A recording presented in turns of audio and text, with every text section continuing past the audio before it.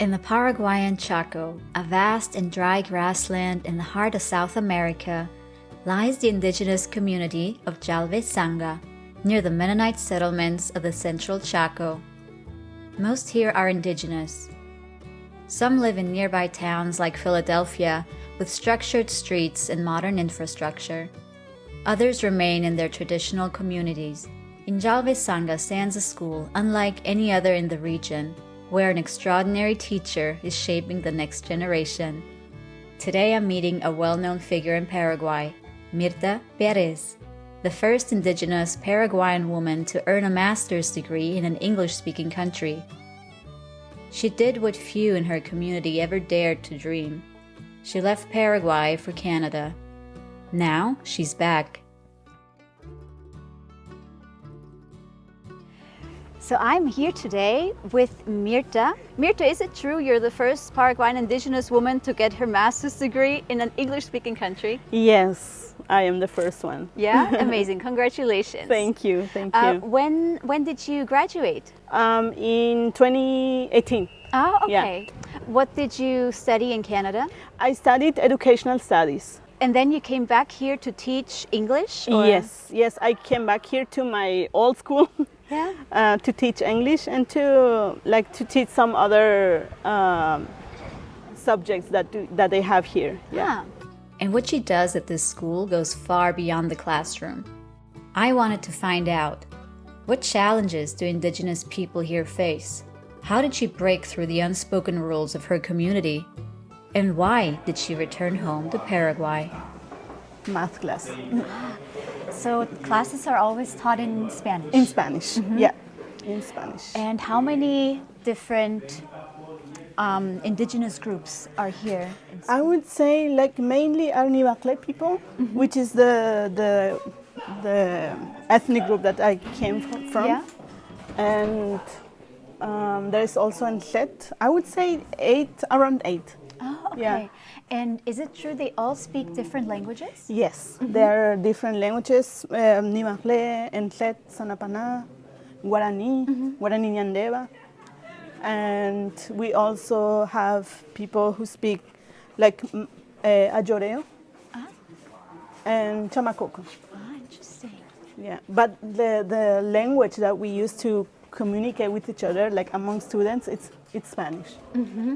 And they can just speak their own language to each other in school, Yes. or are they Yes. motivated to speak Spanish? No, they can speak their Yeah. own languages. Yeah.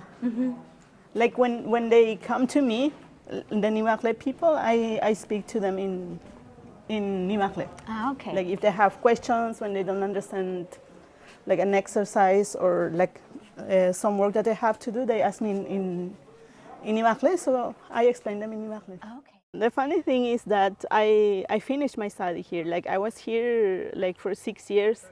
I graduated from this school, and it was the dream to come back here and to help these students to break that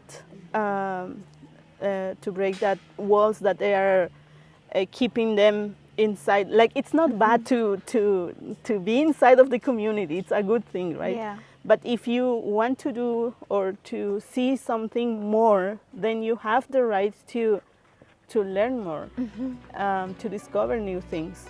Mirta is a bridge for indigenous students who, like her, dream of seeing more of the world.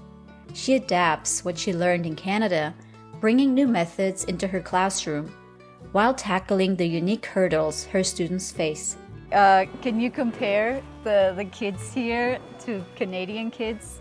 The people here, I would say Latinos in general, they are very, they have a lot of energy. Yeah.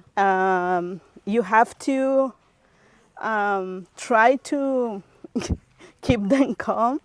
And it's a very challenge, it's a big challenge for us. Yeah, if you stand in the yeah, class. in the classroom. This year, I started to teach reading. Yeah. Reading and some acting class. And in that class, you need to be active. You have to break that wall of like if they are very shy, they don't want to speak aloud or something like that, I have to help them to break that. How do you do Um, that? Different exercises like reading a poem with different emotions. And when I started that, I noticed that like we have to, because I have to try them to break that wall of being shy, of being what's the other word of, like when a person Reserved? yeah, the reserved. Most of the indigenous people here, they're reserved. So one of the goals of acting class is breaking that wall. I So guess- now I have to. I have like they started to break their fear. So now last week we were just talking and like speaking with the students, and I was trying to keep them like quiet, and but they just talk and talk, and they don't want to be quiet. So I said maybe it's because of acting class. Now they don't. They are just like they're talking and sharing their emotions or something like that. That's so a great achievement. yeah, Would you say it helps that you are Nivaklit too? I think so. I would say that it helps, and it like they feel, I don't know, like because I always share with them my how was my life before before the Mirta that you know now. Yeah. I used to be very very shy, very reserved too. Like I was very in my own world. So a teacher wanted to help me to break that wall, so I could, I don't know, like get to take out the Mirta that I had inside of me. So when I started to do that, I like my teacher helped me to with my Spanish. Like I spoke Spanish before. I have learned already, but I didn't want to talk in front of people. And most of our students, they are like that. Like in, like right now, when they are in their groups, they want to hang out with students that speak their own languages, because like for them, it's hard to speak in Spanish, or sometimes they don't feel comfortable speaking a different language, I would say. But we encourage them to speak Spanish and to interact more with each other. So that's what we are trying to do here.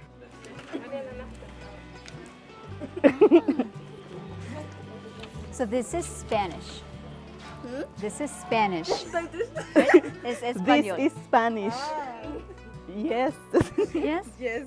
Grupo selectivo de BATAN, Bachillerato Técnico en Administración de Negocios, also für Buchhalter. ¿De qué grupos tenemos acá? Los Nivaklet, mayoría. Los Entlet, Una sola. una sola. Y Guaraní, Ok. ¿Y los otros? Since this school was built by the Mennonite community for indigenous children, I was curious about Mirta's view of their role. What is the role of the Mennonites here in these communities? Yeah, it's mostly work with us, like walk with us as we are developing our communities, help us to like new strategies of development. Like here in this school, they are trying to show us how like an education could be. Like the white people are helping us to to discover new things, to explore new things. So I can use that to learn more and see what are the things that are outside of the community, right? So, Mirta, when you were a student here, what do you think made you different, or why did you get to go to Canada, and what did your other friends dream of back then? So most of our students here, after school, some of them they already get married and they have their families, or they have no money to go outside of the community. They need to work. So my dream, I remember, like I would always say that I wanted to study more. I wanted to go to the university and go to college. And my plan going to Canada was to learn English. That was my one of the goals that I that I had in mind. How did you manage to get there, or did you find it online, or? So I was finishing my Bible school, and then I wrote an email to a person who I knew that they have like many like contacts, and then I wrote him an email saying that if he could find a family who could adopt me, and because I wanted to learn English, and I was planning on going to any country where English is the official language. So I sent that email, and I think the same week I got an email from a family in Canada, and they invited me to go to Canada, and they were willing to help me financially. So they became my sponsors, like more than a family.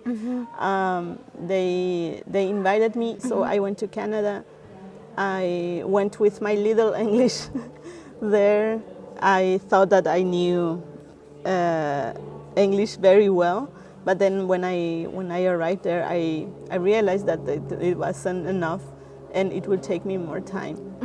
So I had to be in English class for 2 semesters, and then I started my master's. So it took me a year to get to the level that I needed to go to school. Yeah. But still, I think it really shows that you had, you were smart enough to reach out, self-responsible, and really took a chance for yourself. Yeah, it was a big challenge because many times I wanted to come back to my community.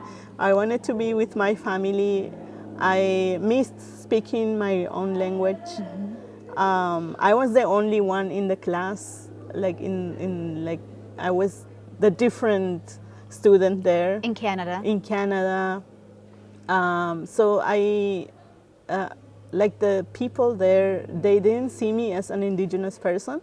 They treat me as a Latin person because of my English accent.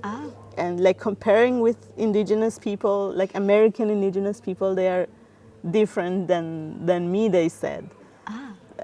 Because I think mostly because of my English accent. That's what they told me. Interesting. Yeah. How was life with Canadians? Yeah, it was. I loved being in Canada. Where were you? In Manitoba. Manitoba, yeah. 40 minutes away from the big, the city, Winnipeg. So I lived there for 3.5 years. Did you have any, I don't know, some challenges when you were there because you have different mentalities? In Christmas, mostly it was very hard for me because in Canada you have to be inside, it's very different, the traditions, the weather. Here we sit outside, we hear the noise of in an indigenous community, music. Yeah. A lot of noise, and you sit outside, you have some barbecue outside. And a lot more family oriented. Yes, yeah, exactly. So when you came back, you started teaching here. Yeah. And you said English and Bible and something else? Yeah, cultural anthropology. Right. Yeah, I love that that subject because like there we talk about cultural differences, challenges, and trying to help my students to like to respect each other and to value their own culture, value other cultures.